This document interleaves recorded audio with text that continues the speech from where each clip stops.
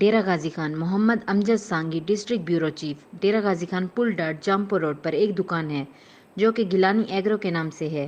کھاد سونا یوریا مہنگے داموں فروخت کی جا رہی ہے۔ گورنمنٹ کے مقرر ریٹ سے زیادہ نرخ پر بیچی جا رہی ہے، وہ بھی لوگوں کو لمبی لائن میں کھڑا کر کے اور ذلیل کر کے کھاد دینے کا طریقہ کار۔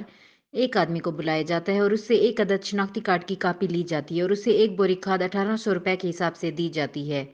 ایک بوری کھاد کے پیچھے 12 روپے زیادہ لیے جا رہے ہیں۔ دکان مالک سے جب یہ کہا گیا کہ گورنمنٹ ریٹ کے حساب سے آپ 12 روپے زیادہ لے رہے ہیں تو موصوف نے کہا کہ لینا ہے تو لو، کھاد اسی ریٹ پر ملے گی ورنہ نہیں ملے گی۔